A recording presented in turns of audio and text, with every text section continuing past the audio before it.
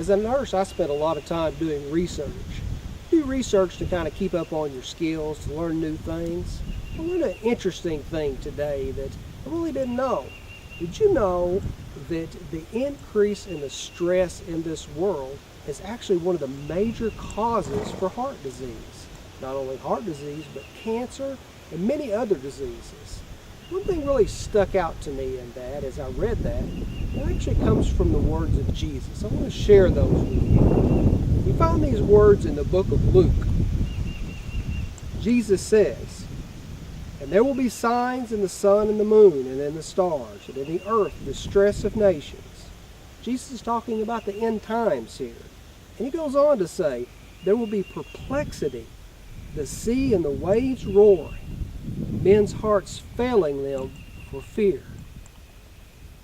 You know, often we are stressed because of the fear that we have, the perplexity, the uncertainties of life. And those things we know now can actually kill us according to science. And the very words of Jesus tell us that men's hearts are failing them for fear. As I look at the politicians, as I look at the leaders of this world and those men who are trying to discover how to fix the problems that we have, there seems to be no solution to those problems. And in fact, the Bible tells us that man will not come up with a solution to those problems. That ultimately it will be God that deals with the problems in this world. And He will do that by making a new world. But in the meantime, me and you are stuck on this earth. And as we look around the setting here, it's beautiful, and we have the horses and the trees and the grass. It's a beautiful day. But somewhere in the world, there is a war. Somewhere in the world, there are people being murdered. There are women being raped and children abused. It's a wicked world. And I don't know about you, but it seems like my dollars don't go quite as far these days. It seems like that my food is more expensive every time I go to the grocery store. And we just don't know what's going to happen next with terrorists. You know, one thing could happen in this world that could change our whole society. Even our very culture of our Western society could change in one instant.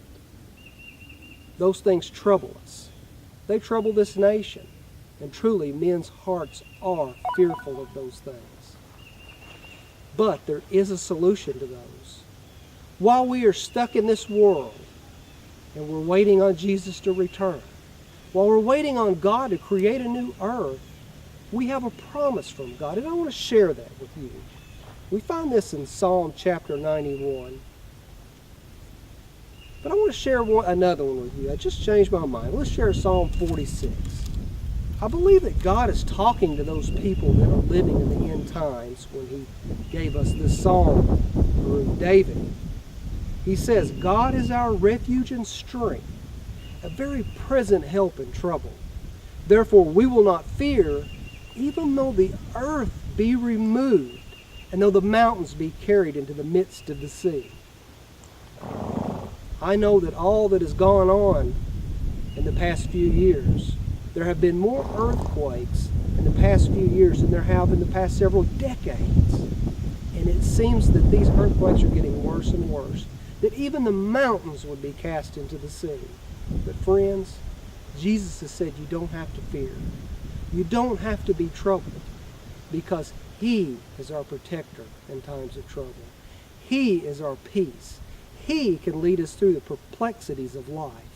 And even though the great men of the world don't know the answers, Jesus knows those answers. And He will lead us through these times of trouble.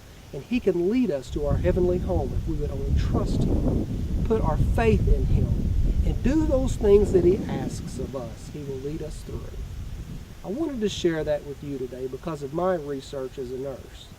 And as you see the things going on in this world, I encourage you to look at your Bible just to see what is going on and where we are in this world.